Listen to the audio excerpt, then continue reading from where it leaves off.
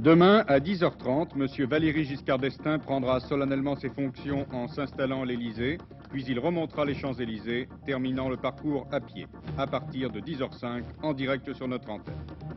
Il y a encore eu des combats aujourd'hui sur le front israélo-syrien, tandis que M. Kissinger faisait la navette entre Jérusalem et Damas. On dit toujours qu'un accord est imminent. Suite de notre enquête sur la crise de confiance qui oppose le président Nixon aux citoyens américains. Après l'affaire du Watergate, ce soir, l'impassibilité de Richard Nixon. Une grande première médicale filmée en exclusivité des spécialistes français annonce qu'ils ont pu faire entendre des sujets condamnés à la surdité depuis la naissance. Regardez bien, c'est le début du Grand Prix de Monaco. Fort heureusement, ces images spectaculaires n'ont pas fait de victimes, mais sur 22 voitures au départ, il n'y en avait plus que 9 à l'arrivée. Le grand vainqueur est le Suédois Ronnie Peterson sur Lotus devant une Tyrrell, puis une Shadow pilotée par le Français Jean-Paul Jarier et quatrième, une Ferrari. Nous reverrons les images de ce Grand Prix dans Sport Dimanche, bien entendu. Et vous reverrez aussi l'arrivée du tiercé 4, 17 et 1 et celle de la course cycliste Bordeaux-Paris qu'aurait dû remporter le Belge Van Springel, mais il a été déclassé pour erreur de parcours. C'est donc le Français Delépine qui est le vainqueur officiel. Mesdames, Mesdemoiselles, Messieurs, bonsoir. C'est donc demain matin que M. Valéry Giscard d'Estaing prendra effectivement ses fonctions de président de la République. Demain aussi que l'on connaîtra le nom de son Premier ministre et après-demain la liste complète de son gouvernement. L'histoire du septennat de Valéry Giscard d'Estaing commence effectivement demain. Et c'est son installation officielle à l'Élysée, suivie de son premier contact avec la foule parisienne, qui serviront de prologue à cette histoire. Vous savez que le nouveau président a quelque peu bousculé le protocole pour qu'il soit moins solennel et moins guindé. Jacques Hébert a répété pour vous cette matinée du président, placée sous le signe de la simplicité vestimentaire, d'un contact plus direct avec la foule et d'une musique personnalisée, le chant du départ. Demain matin, à 10h, le président Valéry Giscard d'Estaing, qui a décidé d'abandonner la traditionnelle jaquette pour le complet veston, quitte le ministère de l'économie et des finances, place du Palais Royal. Il se rend en voiture par la rue de Rivoli et la place de la Concorde, à l'angle des avenues Gabriel et Marigny. 10h15, c'est à pied que Valéry Giscard d'Estaing parcourt les quelques 300 mètres qui le conduiront à l'entrée du palais de l'Élysée, côté rue du Faubourg Saint-Honoré. 10h30, le nouveau chef de l'État est attendu au porche du palais présidentiel par le Premier ministre Pierre Messmer. Au son du chant du départ, qui l'a accompagné tout au long de sa campagne électorale, le président Giscard d'Estaing passe en revue un détachement de la garde républicaine avant d'être accueilli sur le perron de la cour d'honneur par celui qui a été président par intérim, Alain Poher. 10h45, alors que 21 coups de canon sont tirés des jardins des Tuileries, le président du Conseil constitutionnel, Roger Frey, annonce dans l'immense salle des fêtes de l'Élysée les résultats officiels de l'élection présidentielle. C'est ensuite la remise dans un coffret à Valéry Giscard d'Estaing du grand collier de la Légion d'honneur, et avant de prononcer sa première allocution officielle, le président de la République signe le procès-verbal de son installation. Le cercle des personnalités présentes demain dans la salle des fêtes sera élargi. On notera également la présence d'une trentaine d'enfants d'une école de Courbevoie. 11h15, Valéry Giscard d'Estaing gagne le perron du parc de l'Élysée. 2 unités du contingent du 2e Dragon, régiment dans lequel il a combattu lors de la dernière guerre, lui rendent les honneurs. Enfin, à 12h, le président de la République quitte l'Élysée pour l'Étoile. Au carrefour Georges V Champs-Élysées, il abandonne à nouveau sa voiture pour se rendre à pied, et toujours au son du chant du départ, à la place Charles de Gaulle. Et puis c'est la traditionnelle cérémonie sous l'Arc de Triomphe, la seule dont le protocole est inchangé, cérémonie qui clôturera la première matinée officielle et très chargée du nouveau président de la République française.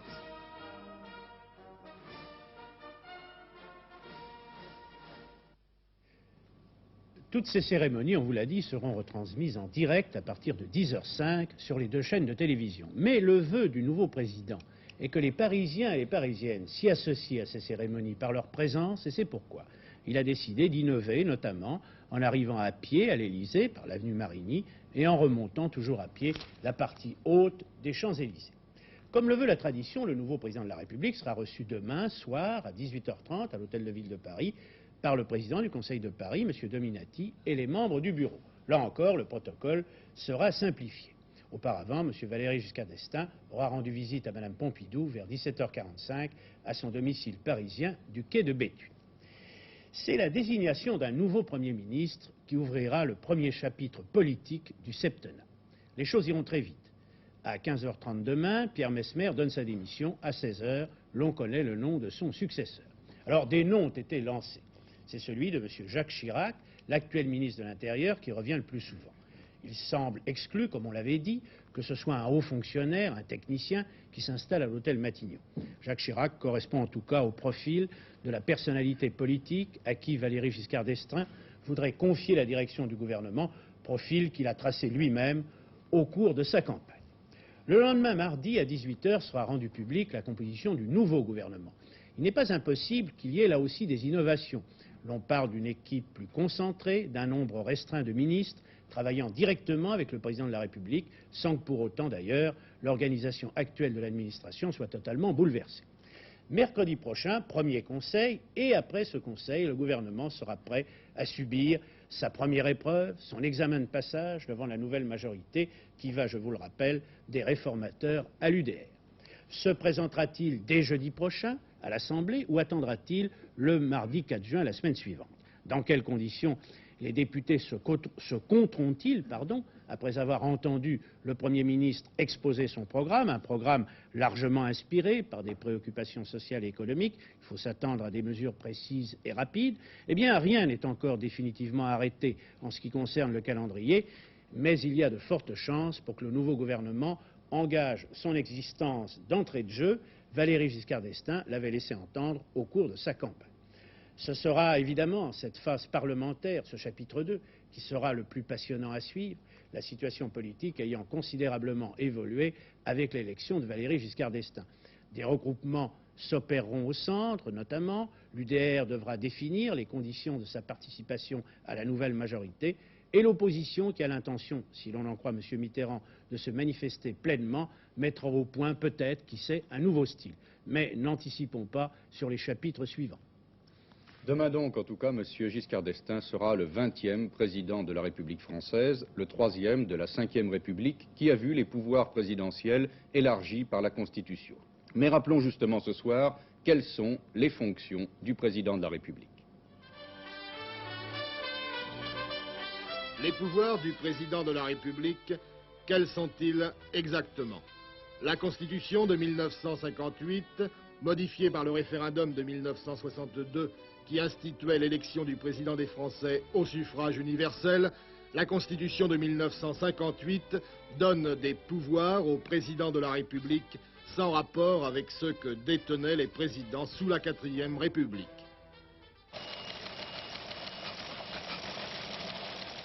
Par son arbitrage, le président assure le fonctionnement régulier des pouvoirs publics ainsi que la continuité de l'État.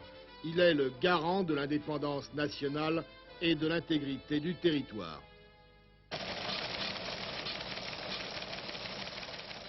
Et il peut mettre fin à ses fonctions. Il préside également le Conseil des ministres et il peut prononcer la dissolution de l'Assemblée nationale. Il a également le pouvoir de soumettre au référendum tout projet de loi portant sur l'organisation des pouvoirs publics ou sur la ratification d'un traité qui pourrait avoir des incidences sur le fonctionnement des institutions. Comme ses prédécesseurs, M. Valéry Giscard d'Estaing signera les ordonnances et les décrets délibérés en Conseil des ministres, et comme eux, il nommera les conseillers d'État, le grand chancelier de la Légion d'honneur, les préfets, les recteurs d'académie, les conseillers maîtres de la Cour des comptes. Comme eux encore, il accréditera les ambassadeurs français auprès des puissances étrangères, tandis que les ambassadeurs de ces mêmes puissances seront accrédités auprès de lui. L'armée à présent, eh bien, le président de la République est le chef de toutes les armées et en tant que tel, il préside les conseils et les comités supérieurs de la défense nationale. Et puis, lorsque les institutions de la République sont menacées,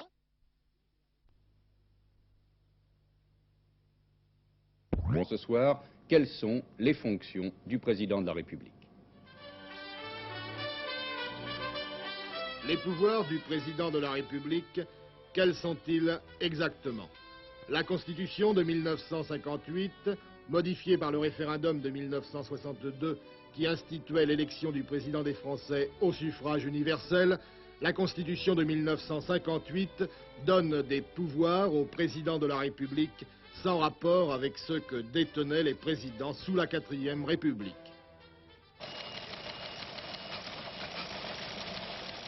Par son arbitrage, le président assure le fonctionnement régulier des pouvoirs publics ainsi que la continuité de l'État.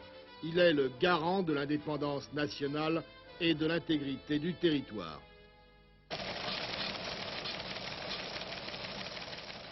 Et il peut mettre fin à ses fonctions. Il préside également le Conseil des ministres et il peut prononcer la dissolution de l'Assemblée nationale. Il a également le pouvoir de soumettre au référendum tout projet de loi portant sur l'organisation des pouvoirs publics ou sur la ratification d'un traité qui pourrait avoir des incidences sur le fonctionnement des institutions. Comme ses prédécesseurs, M. Valéry Giscard d'Estaing signera les ordonnances et les décrets délibérés en Conseil des ministres, et comme eux, il nommera les conseillers d'État, le grand chancelier de la Légion d'honneur, les préfets, les recteurs d'académie, les conseillers maîtres de la Cour des comptes. Comme eux encore, il accréditera les ambassadeurs français auprès des puissances étrangères, tandis que les ambassadeurs de ces mêmes puissances seront accrédités auprès de lui. L'armée à présent, eh bien, le président de la République est le chef de toutes les armées et en tant que tel, il préside les conseils et les comités supérieurs de la défense nationale. Et puis, lorsque les institutions de la République sont menacées d'une manière grave, lorsque sont menacées également l'indépendance de la nation ou l'intégrité du territoire, le président peut appliquer l'article 16 de la Constitution et prendre ainsi toutes les mesures exigées par les circonstances. Il en va de même lorsque le fonctionnement régulier des pouvoirs publics constitutionnels se trouve interrompu. En plus, il est le garant de l'indépendance de l'autorité judiciaire et il préside le Conseil supérieur de la magistrature qui l'assiste dans cette fonction. Tels sont, tous contenus dans la Constitution, les principaux pouvoirs de M. Valéry Giscard d'Estaing, 20e président de la République française. À Genève, on attend toujours, tout est prêt pour la signature de l'accord sur le désengagement militaire entre Israël et la Syrie. Il pourrait être annoncé d'un instant à l'autre, simultanément à Damas et à Jérusalem. M. Kissinger a fait aujourd'hui la navette entre le bureau de Mme Golda Meir et celui du président syrien entre Jérusalem et Damas, afin de s'efforcer de régler les derniers détails, les désaccords qui portaient, semble-t-il, essentiellement sur les contingents des forces des Nations Unies et l'importance des zones de sécurité de part et d'autre des frontières. Pour Jérusalem, l'accord semble acquis, bien que tous les membres du gouvernement ne se soient pas montrés favorables au plan Kissinger, mais Mme Golda Meir a porté elle-même un toast au secrétaire d'État américain pour, a-t-elle dit, la compréhension et la patience dont il a fait preuve.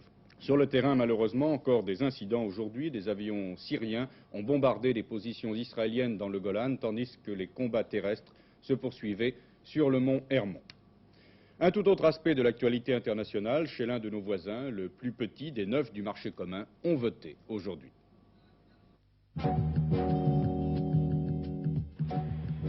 Au Luxembourg, seul le grand-duc Jean ne vote pas, il est citoyen à part entière, mais il n'est pas dans l'usage qu'il prenne part aux luttes politiques du pays. En revanche, vote obligatoire pour les 200 000 électeurs du Grand-Duché qui ont eu à renouveler leur Parlement 59 députés.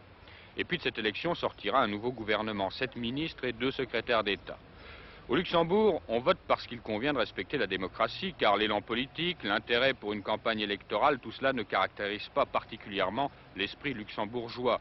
On se passionne davantage pour ce qui se passe chez les voisins, chez les Français en particulier. Alors quel pronostic? Eh bien, il n'apparaît pas bien difficile. Certainement, les sociaux-chrétiens vont l'emporter une fois de plus, et leur leader, M. Werner, formera une fois de plus le nouveau gouvernement. Après tout, cela ne fait que 15 ans qu'il est à la tête de l'État. Alors pourquoi changer? Tout va si bien au Luxembourg. Même le seul problème, l'inflation, est un problème qui n'est pas d'origine luxembourgeoise. C'est de l'inflation importée car les 3/4 de ce qui se vend, s'achète et se consomme à l'intérieur du Grand-Duché provient de l'extérieur. C'est donc l'inflation des autres qui est venue troubler la vie paisible de ce petit pays dont la population n'est même pas égale à celle d'un département français moyen. Plus petit mais 100 fois plus riche. Les banques, les sièges sociaux, y sont les industries les plus florissantes. Voilà pourquoi le petit Luxembourg demeure un partenaire intéressant dans la communauté européenne des Neuf et il tient à y jouer son rôle. Il dispute d'ailleurs âprement à Strasbourg et à Bruxelles l'honneur d'être le siège des institutions européennes et il fait tout pour cela. En attendant, élections et vie politique n'auront été qu'une occupation d'un dimanche matin.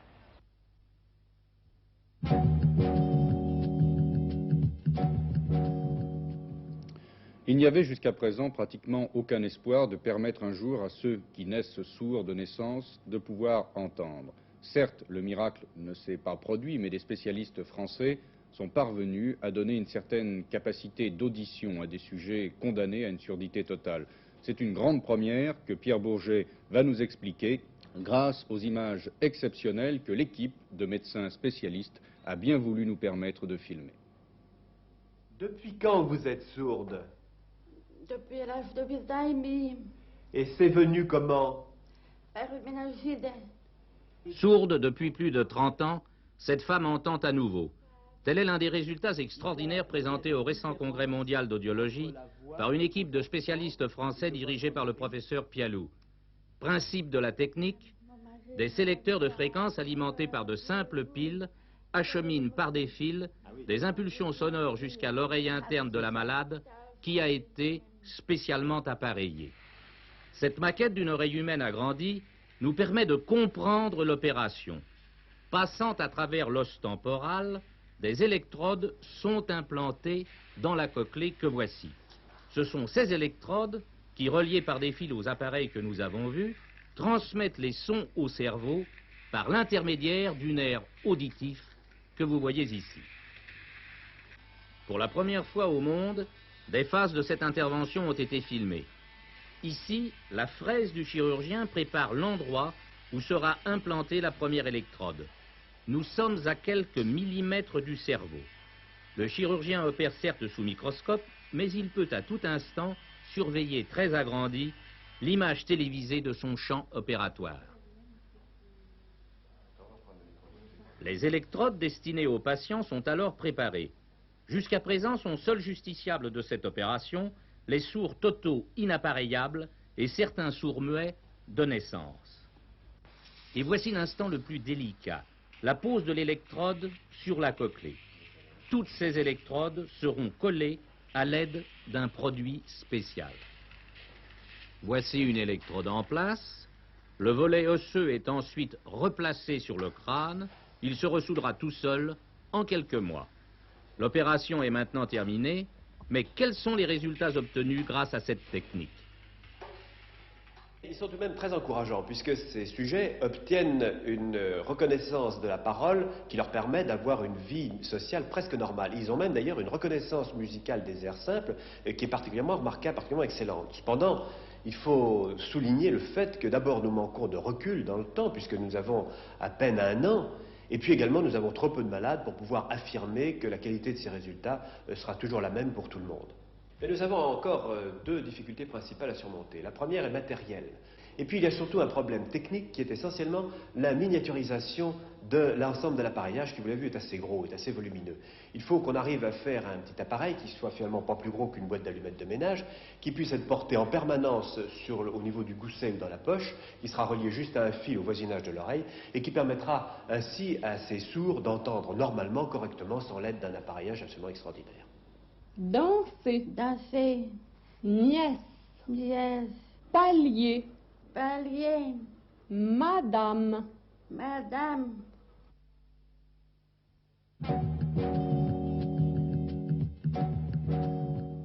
Nous vous avons, les jours précédents, présenté une enquête sur les remous politiques qui agitent actuellement les États-Unis. L'affaire Watergate n'est toujours pas terminée et on ignore quelles pourront être ses conséquences pour le président Nixon. Sera-t-il ou non destitué? En tout cas, envers et contre tous, Richard Nixon n'a pas l'intention de démissionner et il reste impassible poursuivant toutes ses activités habituelles. C'est cet aspect de ses rapports avec l'opinion publique que Denis Poncet va nous montrer ce soir, alors que l'on attend de savoir si le président Nixon sera ou non contraint par la Cour suprême de remettre les bandes magnétiques qu'il détient encore.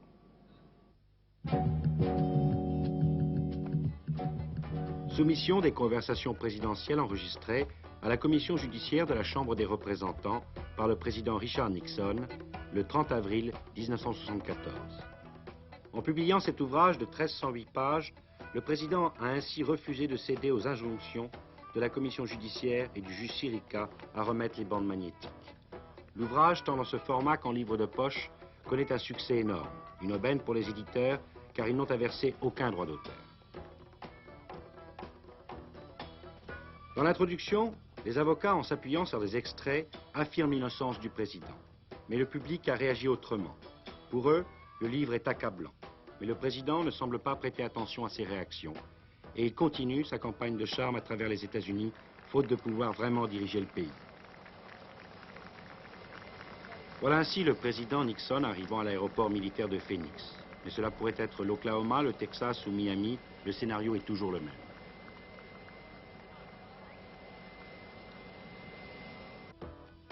Tout au long de la route qui mène à la Réunion, les manifestants sont là, Nixon les ignore.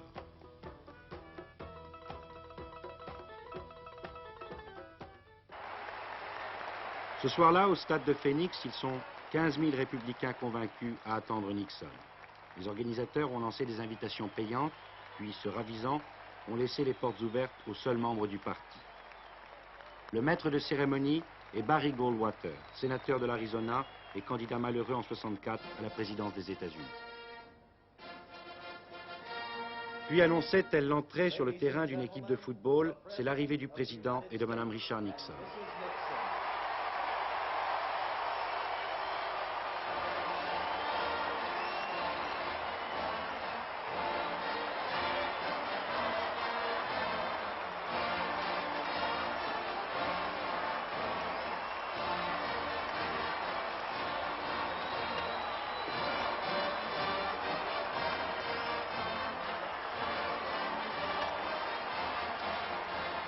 L'Arizona est un fief républicain depuis très longtemps.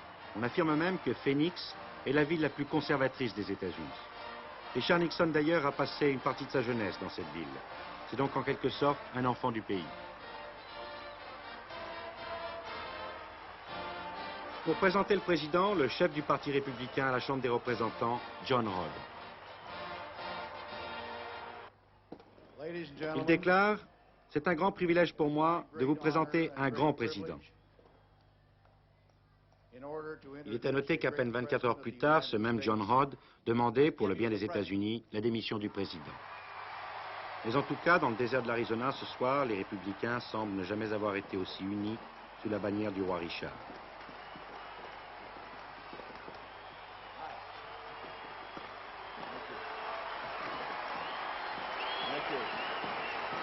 Enfin, c'est le moment du discours, le même à peu près que la veille et à 2 ou 3 virgules près que celui du lendemain. Avec surtout ces 3 phrases. La première: le moment est venu d'oublier Watergate et de continuer les affaires de l'État. La deuxième a trait aux Américains qui sont contre lui et aux rares manifestants qui ont réussi à rentrer. Laissez-moi dire que dans la grande tradition américaine, il y a quelques-uns ce soir qui sont contre nous, mais il y en a beaucoup plus qui sont avec nous. Enfin, le final, depuis 6 mois, c'est toujours le même.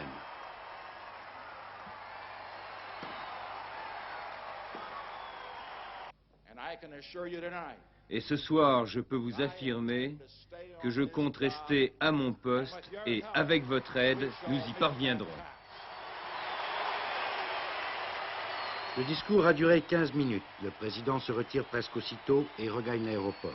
A-t-il convaincu? Mais qui avait-il à convaincre? La salle ne lui était-elle pas déjà acquise?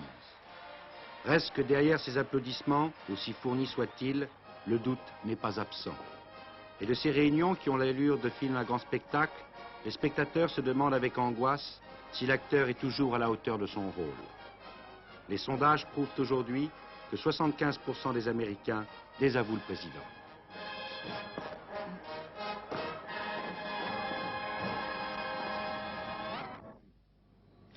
Nous avons reçu pendant ce journal les rapports du tiercé. L'arrivée, je vous le rappelle, 4, 17 et 1. Le rapport pour 3 francs dans l'ordre, 4 908 francs. Et dans le désordre, toujours pour 3 francs, 981 francs 60, comme vous le voyez en ce moment sur votre écran. Nous ne l'avons pas oublié, et bien entendu, c'est aujourd'hui la fête des mères, et nous n'allons tout de même pas nous séparer sans l'évoquer. La fête des mères, c'est aussi une fête pour tous les enfants qui ont cherché le cadeau et surtout l'intention qui pouvait faire le plus plaisir. Ces images de promenade dans un jardin public ne représentent pas bien sûr tout ce qu'est la mère, ni l'étendue de sa tâche, mais un moment important où elle est proche de son enfant, observe ses réactions devant la nature, le jeu, les autres enfants, toute cette partie du monde extérieur dans lequel il faudra bien un jour le lâcher. À toutes les mères de famille, elles sont près de 15 millions en France, nous souhaitons bien sûr beaucoup de bonheur. Je vous retrouverai ce soir vers 22h20 pour 24 heures dernières. Bonsoir.